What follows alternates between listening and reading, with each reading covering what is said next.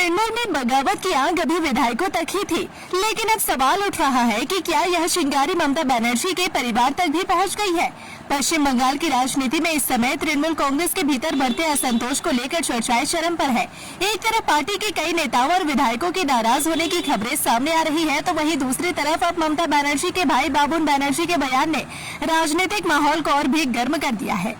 हाल ही में तृणमूल से निष्कासित विधायक ऋतव्रत बनर्जी ने दावा किया कि पार्टी के करीब 50 विधायक असंतुष्ट हैं और उनमें से कई उनके संपर्क में हैं। चुनावी हार के बाद से पार्टी के भीतर नेतृत्व व संगठन को लेकर लगातार सवाल उठ रहे हैं।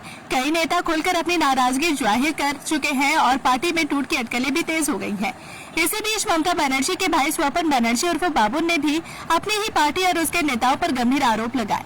बाबुन का कहना है कि उन्हें वर्षों तक खेल प्रशासन से दूर रखा गया, उनकी उपेक्षा की गई और उनकी शिकायतों पर कोई ध्यान नहीं दिया गया। उन्होंने सीधे तौर पर पूर्व खेल मंत्री अरूप विश्वास पर निशाना साधते हुए कहा कि उन्हें बार बार किनारे किया गया। बाबुन ने यहाँ तक यह दावा किया कि मुख्यमंत्री ममता बनर्जी को भी इन सारी घटनाओं की जानकारी थी, लेकिन फिर भी स्थिति नहीं बदली। सबसे ज्यादा चर्चा उनके उस बयान की हो रही है जिनमें उन्होंने कहा कि खेलों के विकास के लिए जरूरत पड़ी तो वह वर्तमान मुख्यमंत्री शुभेंदु अधिकारी से भी मुलाकात करेंगे। इस बयान ने राजनीतिक गलियारों में नई बहस छेड़ दी है।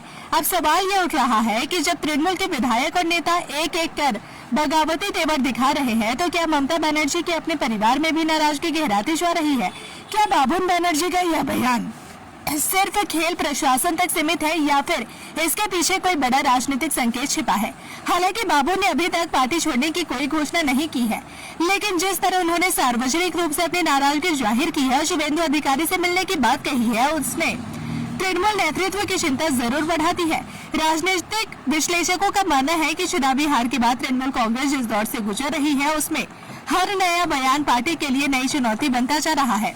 ऐसे में सवाल यही है कि क्या तृणमूल अपने भीतर बढ़ते असंतोष को संभाल पाएगी या फिर आने वाले दिनों में पार्टी की ओर और भी ज्यादा बड़े झटके लग सकते हैं। फिलहाल बंगाल की राजनीति में एक ही चर्चा है, क्या तृणमूल में जारी बगावत अब पार्टी की चार दीवारी से निकलकर ममता बनर्जी के सबसे करीबी दायरे पर पहुंच चुकी है।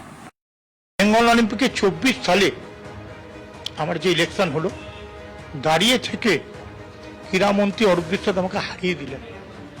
এটা আমার কাছে সবচেয়ে জঘন্যতম দিন গেছে। ক্রীড়ামন্ত্রী কেন করলেন? ক্রীড়ামন্ত্রী তার ভাইকে নিয়ে আসার জন্য, তার ভাইকে এখানে ঢুকিয়ে রেখে যাতে আমাকে এখান থেকে সাইড করতে পারে, তার কথাই ভেবেছিলেন।